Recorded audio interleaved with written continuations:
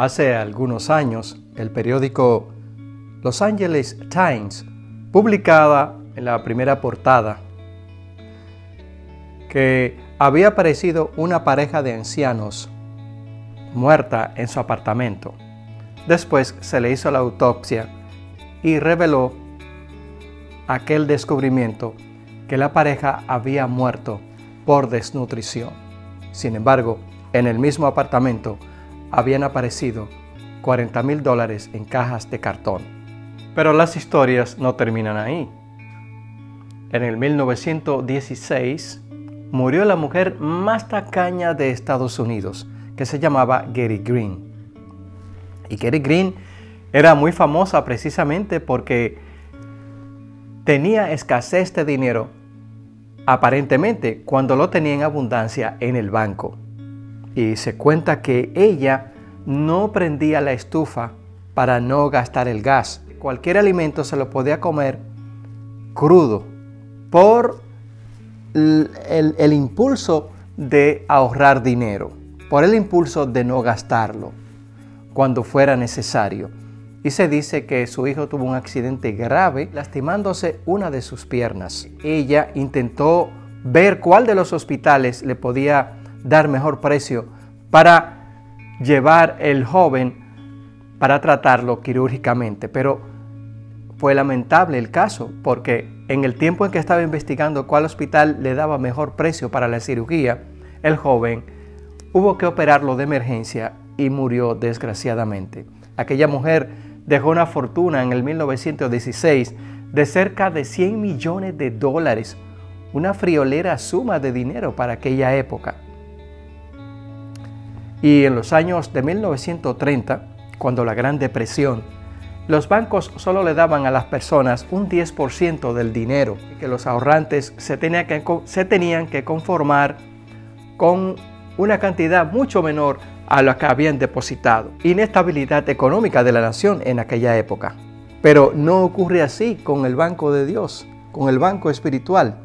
Y por eso el apóstol Pablo dice que en Cristo tenemos su gracia y abundantes bendiciones en los lugares celestiales. Por eso a la carta de los Efesios se le llama el banco del cristiano. También se le llama el erario del pueblo de Dios. Porque allí todos nosotros no tenemos necesidad de bendiciones espirituales. Contrario a las personas que tienen necesidades materiales, obviamente, por su tacañería o por otra razón que sea, el banco de Dios siempre está lleno. Que no hay razón para que ningún cristiano sufra de desnutrición o carencias espirituales. Allí está todo en abundancia. Y por eso nuestra lección se llama el plan cristocéntrico de Dios. Y nuestro verso clave lo encontramos en Efesios 1:3 y dice así: Bendito sea el Dios y Padre de nuestro Señor Jesucristo, que nos bendijo con toda bendición espiritual en los lugares celestiales en Cristo. Pero si no te has inscrito a nuestro canal, te invitamos para que lo hagas, nos des un like y comparta este video. En esta epístola Pablo habla de las riquezas de su gracia, Efesios 1:7, las inescrutables riquezas de Cristo, Efesios 3:8, y las riquezas de su gloria, Efesios 3:16.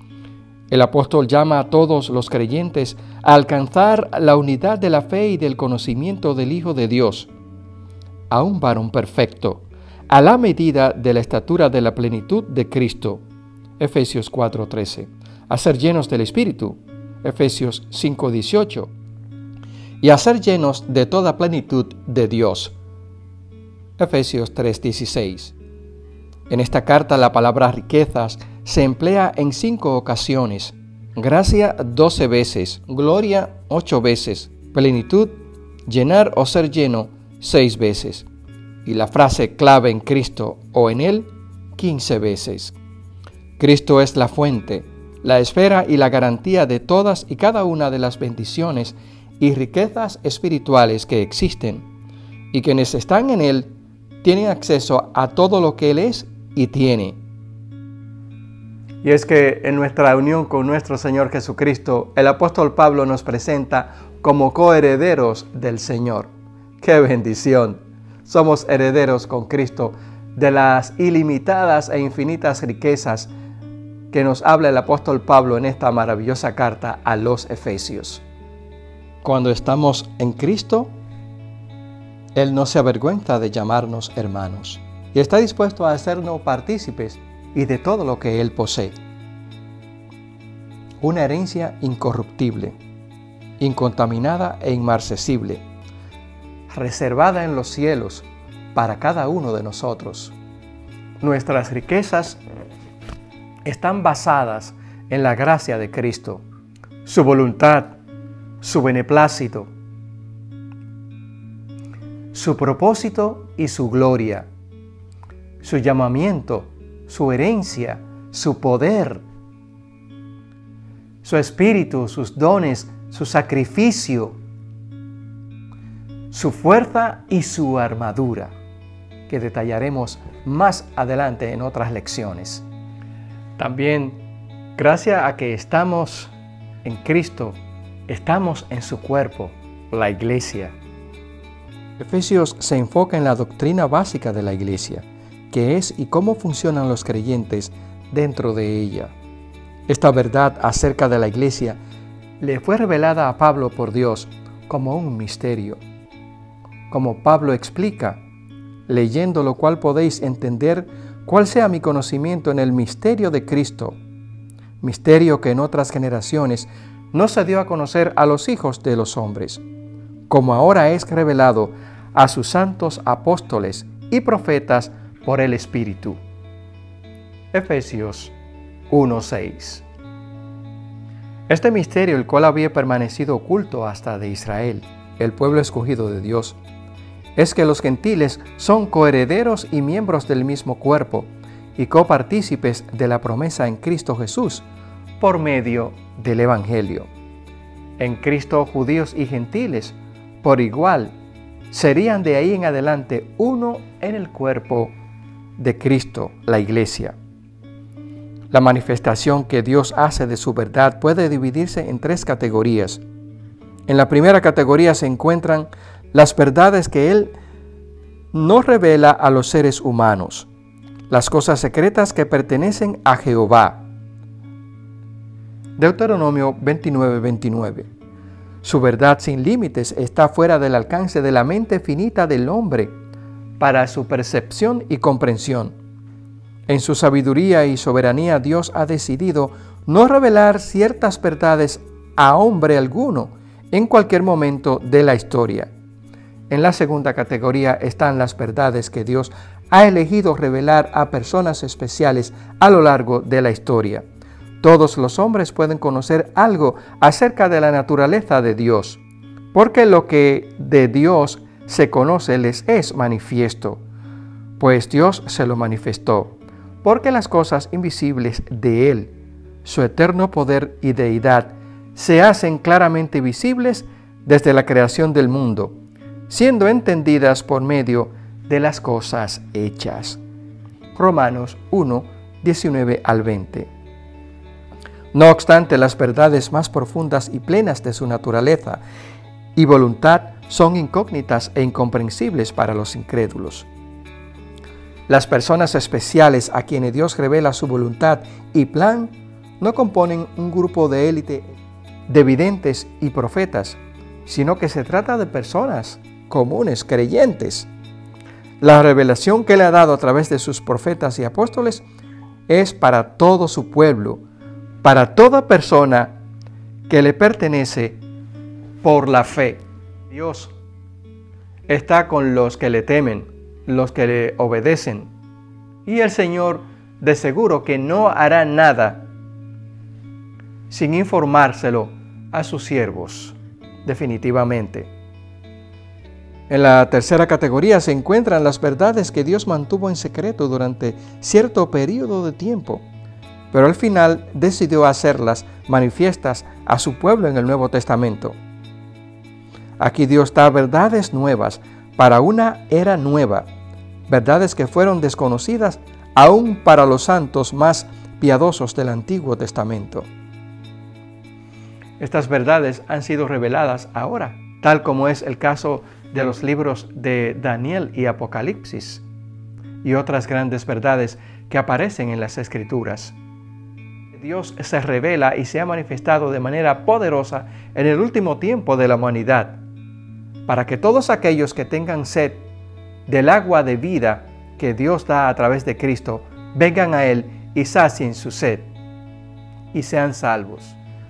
El apóstol Pablo presenta en la carta a los Efesios que ellos habían vivido en una condición tenebrosa, pero que ahora habían sido liberados por la gracia y el perdón de Cristo. Y podemos decir que en aquella época en que existía la esclavitud de manera violenta y salvaje, en esta carta Pablo también presenta a Cristo como el libertador, no solamente de los esclavos literales, sino también de los esclavos del pecado, porque el pecado había hecho estragos en el ser humano, y ahora que Cristo muere en la cruz del Calvario, está salvando al ser humano de la muerte eterna y perdonando los pecados, que el ser humano de por sí no tenía capacidad para librarse del pecado. Porque el plan de la salvación fue hecho por Dios el Padre desde la fundación del mundo, para rescatar al hombre de la muerte que realmente merecíamos como pecadores. Pero gracias al misterio de Dios y a la dávida de su Hijo al mundo, se pudo rescatar lo que se había perdido. Y Dios redimió al mundo gracias a la sangre derramada por Cristo Jesús en el Calvario. En la antigüedad, cuando los esclavos adquirían su libertad en el Imperio Romano, podían disfrutar de las libertades que tenían los ciudadanos comunes, y pasaba de ser un esclavo vil y abyecto de sus amos a ser una persona libre, con capacidad para comprar, para vender, tener propiedades. Así también nosotros, que en otros tiempos fuimos esclavos del pecado, hemos pasado a ser libres en Cristo Jesús, Señor nuestro. Ya nosotros no tenemos nada en común con el demonio y sus ángeles, porque Cristo pagó el precio. Y como se decía antiguamente, que Cristo tenía que pagarle a Satanás para liberar a los creyentes, era una creencia medieval, obviamente. Dios no tiene nada que pagarle a Satanás, porque Él cayó por su infidelidad y por su violación a la ley de Dios. Y tampoco quiso arrepentirse. Pero Dios rescató al hombre para quitarlo de sus manos miserables y dañinas que tanto daño han hecho a la humanidad. En la cruz Cristo toma sobre sí el precio por nuestro pecado, tanto pasado como futuro, y así canceló la nota de nuestra deuda, que consistía en ordenanzas desfavorables a nosotros. Al hacer esta obra de redención y de perdón por medio de Cristo, Dios actúa como nuestro Padre generoso, con la riqueza de su gracia, que nos prodigó de manera abundante. Eso fue lo que Cristo hizo en la cruz del Calvario. Nos prodigó su gracia, su amor, su perdón de manera abundante. El que tiene sed, venga y beba de la fuente de la vida, que es Cristo Jesús.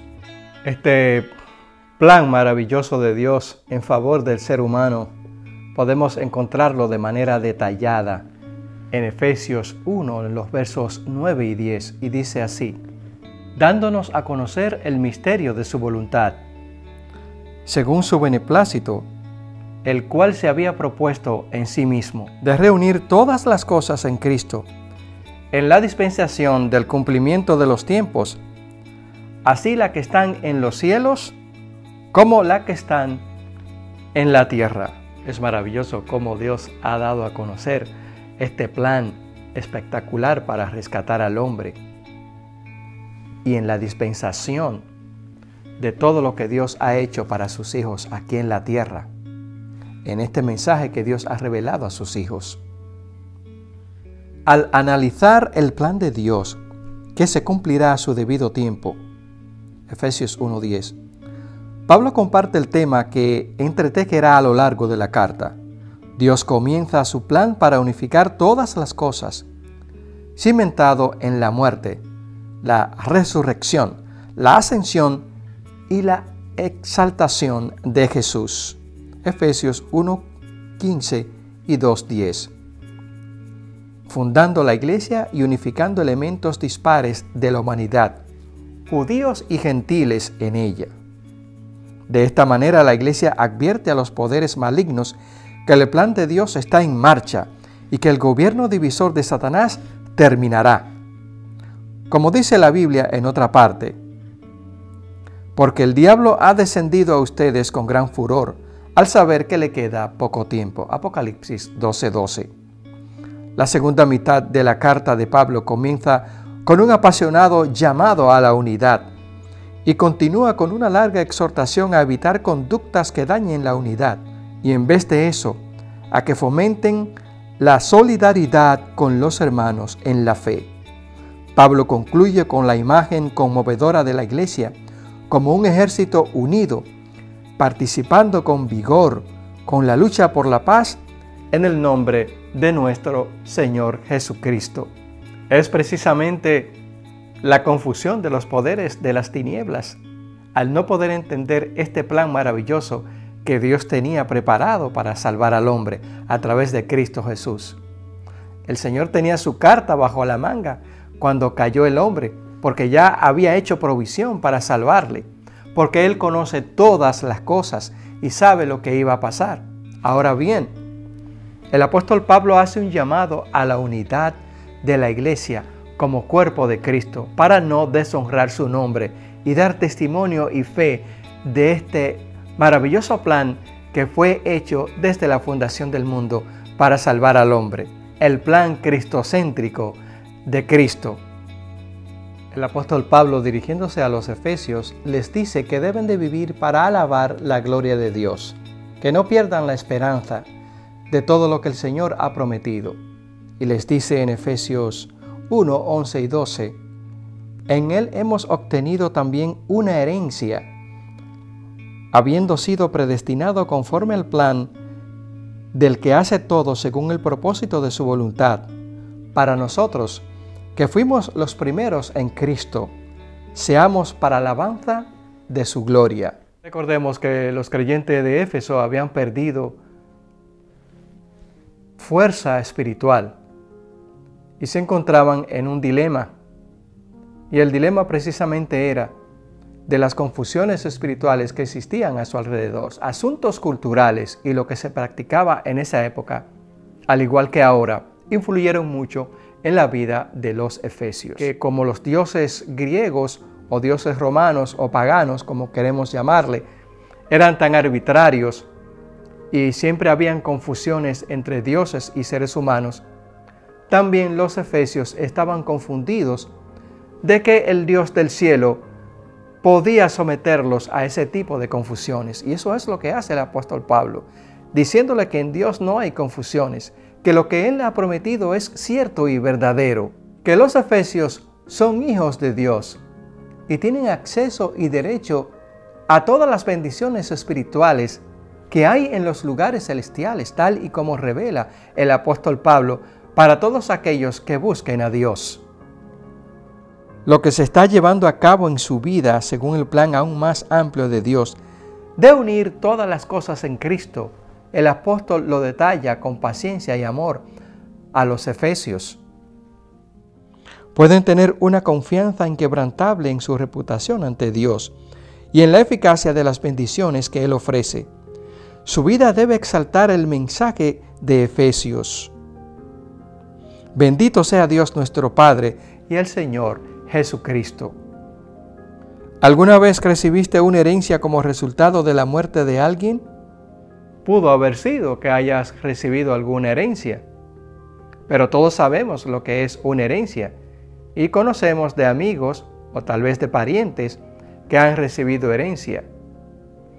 también tú y yo hemos recibido una herencia con la muerte de Cristo Jesús en el Calvario. Y la herencia es la vida eterna, porque hemos sido escogidos para el cielo. Y tú como ser humano y yo como ciudadano también podemos adquirir esa herencia que está a nuestro alcance. En el Antiguo Testamento a veces se considera que el pueblo de Dios es su herencia o heredad. Este sentido de ser o de llegar a ser la herencia de Dios es claro en Efesios 1:18 y también es el significado probable del término en Efesios 1:11, que luego se tradujo como en Él somos hechos una herencia, como elemento central de su identidad cristiana. Pablo desea que los creyentes conozcan su valor para Dios. No solo poseen una herencia de Dios, Efesios 1:14 y 3:6, sino además son la herencia de Dios. ¿Cuál es la diferencia entre trabajar para obtener cosas materiales que estamos necesitando? Pero ¿cuál es la gran diferencia de recibir una herencia espectacular y maravillosa, que es la herencia que Dios nos ha dado a través de Cristo Jesús, a todo ser humano, sin importar la raza o credo?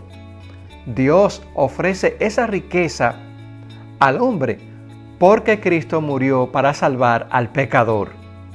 Cuando Pablo se encontraba en Éfeso, había allí cerca de 12 hermanos que eran discípulos de Juan. Y por eso el apóstol Pablo le pregunta que si habían recibido el Espíritu Santo. Y ellos le contestaron, pero no sabemos ni siquiera qué es el Espíritu Santo. Así que el apóstol Pablo, con mucho amor y cariño hacia esas personas, le impuso las manos y ellos recibieron el Espíritu Santo. Qué bueno es saber que el Espíritu Santo es el sello de Dios que garantiza que cada uno de nosotros está sellado para el cielo. Y precisamente ese sello especial es el que nos distingue de los demás. Porque cuando recibimos el poder del Espíritu Santo, estamos recibiendo por adelantado esa maravillosa herencia. Ten en cuenta, querido amigo, que tú y yo no hemos hecho nada para recibir esa herencia. Ya es nuestra cuando aceptamos a Cristo Jesús en nuestros corazones. Esa herencia bendita de recibir por adelantado el reino de los cielos a través del Espíritu Santo está a nuestro alcance. El plan maravilloso de Dios, el plan cristocéntrico de Dios, es precisamente este reino bendito del cielo que está al alcance de ti y de mí. Y nosotros que pertenecemos al cuerpo de Cristo, que es la iglesia, estamos en ventaja en cuanto a la muerte o perdernos, porque hemos recibido las promesas y las creemos de que Cristo Jesús, en su plan maravilloso para salvarnos, nos ha rescatado de la muerte eterna. Amigo y hermano que me escucha, no debemos de limitarnos en cuanto a las promesas y riquezas que están a nuestro alcance. Está bien que podamos tener escasez de dinero material, pero en cuanto a las bendiciones espirituales y a las riquezas del cielo, no estamos en escasez.